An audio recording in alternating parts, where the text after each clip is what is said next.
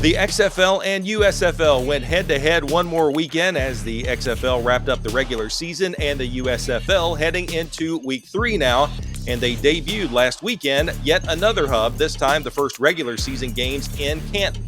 First, let's talk about the XFL and how they fared on television. Regular season finale, DC taking on San Antonio in a good one. That was the top-rated game of the weekend for both leagues. 832,000 viewers for that one. Now, the USFL's matchup between Birmingham and Memphis, well, that was not a good one, especially for Showboats fans, but it was second in the ratings between the two leagues with 798,000 viewers. And with that, let's bring in Mike Mitchell. You can follow him at by Mike Mitchell on Twitter and other places. He writes for XFL News Hub and also USFL News Hub. So, of course, this is a guy we got to talk to about all this. Mike, you're on top of the ratings. Any surprises here from this past weekend as we kind of, XFL and USFL kind of went head to head again? Yeah, thanks, John, for having me on. I think we've got a clear snapshot now, the first 2 weeks of the season, of what we're looking at in terms of, I hate to put it this way, but like a limited audience. Right. You got two leagues right now that are cannibalizing each other in the ratings, and you can see there's a direct effect on how much lower the USFL's numbers have been right out the gate in season 2. And, the XFL's taking a hit too. 2 weeks ago, the XFL actually had arguably their best ratings weekend of the season since week 1. They had their highest cable rating since week 1 on ESPN. They had over 1 million viewers on network television. Their 4 games, even though it was only one network game, averaged 760,000 viewers. And then here we are 2 weeks later, they're in that 560 range, 570 range, whatever it is. So it's had a direct effect, and we're kind of seeing, I hate to put it this way, but we're kind of seeing the limits that are involved in what, the type of audience these leagues are going for. I'm not good with those phrases. What is it? The boat brings up all tides, or whatever that's called. Tide lifts all ships. Yeah. Boats. Yeah. So, right. You'd hope for that scenario. I've monitored a lot of different entertainment properties over the years, and sometimes you sit there and you go like, I hate to bring up wrestling, but I remember the WWF or WWE, now WWE Raw. There was a time where they were on USA Network by their lonesome, and they were doing whatever it was, 2.5 rating or whatever. And then when WCW turned out, both of those products grew. They started competing. They made each other better. And then, they had astronomical numbers on Monday nights, whatever it is now, 2 decades ago. So you kind of wonder about that with the USFL and the XFL, like how many different fans are there of both products? And I think what we're seeing is a lot of the same people who are open-minded about non-NFL leagues watch these two leagues. Now, you do have the specific markets that, the Battlehawks fan cares about their St. Louis team more so than they care about the Birmingham team in the USFL, and the vice versa. So, and you do see with the XFL in terms of the ratings, they skew a lot more younger than the USFL does. Like even the cable numbers, as low as they were for the USFL, you had, I believe, their Saturday game, which had 100 and whatever it was, 33,000 viewers. 133, yeah.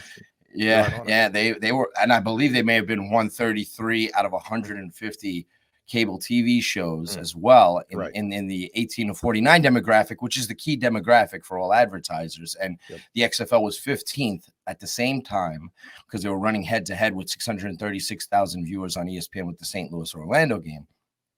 The XFL was 15th out of 150. The USFL was 133rd out of 150. So you've seen that with a lot of, so maybe that's some of the positives.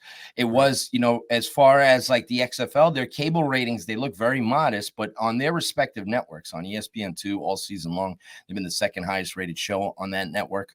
On FX, the XFL has been the second highest rated show on that network. I know that a lot of people are not clamoring, no disrespect to FX, but Snowfall's a show that's very popular nowadays, right? So but still on those you have to measure these things differently on those tiered channels, ESPN2, FX, and in the case of the USFL, FS1, and what have you. There's a different measuring stick as far as that goes. So speaking to a really good point here that, last year, I don't know that ticket sales were a big deal for the USFL in that first year because of the entire hub in Birmingham. But now that you have Canton and now that you have Detroit and you've got these other hubs here, and Memphis, of course. Memphis, I thought, had a good turnout that first week, but Canton, I understand it was cold and rainy, but I really thought there might be a few more people there, and I think they're really trying to get into these communities. Mike, you mentioned too, you touched on a phrase in both your articles that you wrote on XFL News Hub and USFL News Hub, and I think they're both right.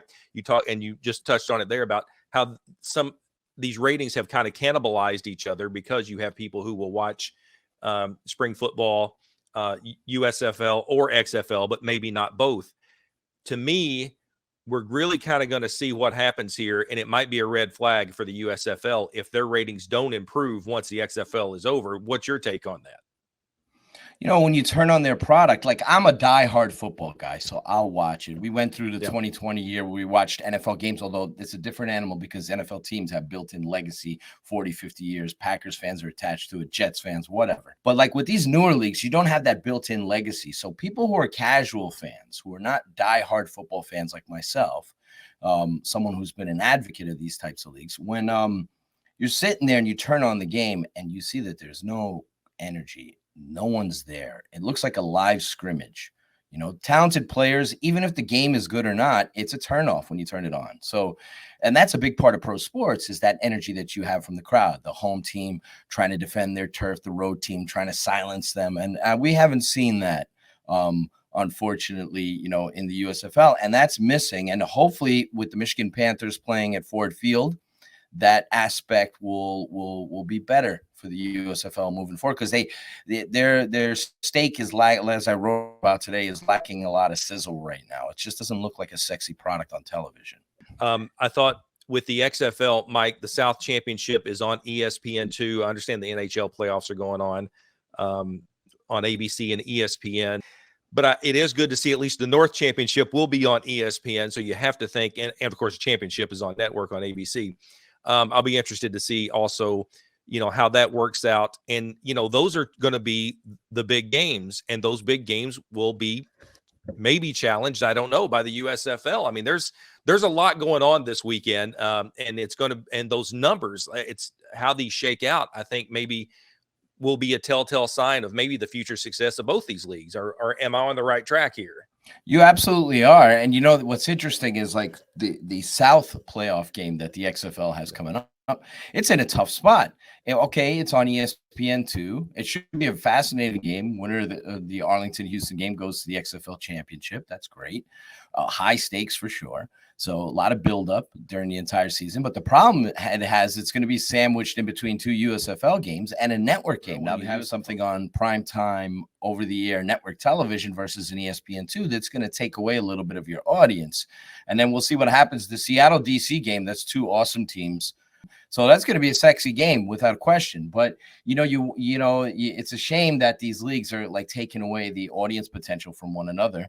And we'll see how it goes as far as the XFL's championship game is going to be the ultimate test. Like a year ago, what the USFL accomplished with their biggest crowning moment, the thing that made them believe that their ratings would be stronger in year two was the fact that even though they had their lulls and their issues with the ratings as the season went along, their championship game was a high point for them. They had whatever it was, 1.5 million viewers. Right. So it was a way of saying, hey, people stuck it out and they liked the product at the end. But, so that's a great acid test for the XFL in year one is can they come back and in that window have 1.2 million, 1.3 million, 1.5 million viewers in that spot. If they're unopposed, people care about the game, it should be exciting. We haven't seen the XFL championship trophy unveiled yet, maybe on that night. Right. We'll see what they come up with, right? But it's fun, considering what happened to the XFL 3 years ago, where they had a fantastic league and it was shut down after 5 weeks. It's great that they've reached this point where there've been no alien invasions, no super viruses, right. None of that stuff. So hopefully, fingers crossed, we don't get any craziness in the next few weeks. But it's good to see that they've reached this point, and then it's about building for year two. I think they have a very good product. That's the key for the USFL and the XFL is over time. You're not going to get an NFL audience ever. but No. you over time, you want to be able to bring in more and more casual fans, put out a quality product. And during the off season, it's like, if you love football, NFL's not around anyway. So if you love football, why wouldn't you, hey, it's just like, would you support these leagues or check them out, give them a shot, Yeah, I That's mean, my feeling on it anyway. I totally agree. And, you're right. You and I have been around this for a long time and have been into spring football for a long time. Just to get to a playoff and get to a championship game. And with the USFL, they were able to do both. Here we are with the XFL getting ready to go into it. It's opportunity for them and entertainment for us. And you can read all about it. XFL News Hub, USFL News Hub. Mike Mitchell, thank you so much for talking with me today, because we could go on forever with all this, because it is a fun time to be a spring football fan. No question, John. And thank you for letting me ramble on endlessly. Anytime.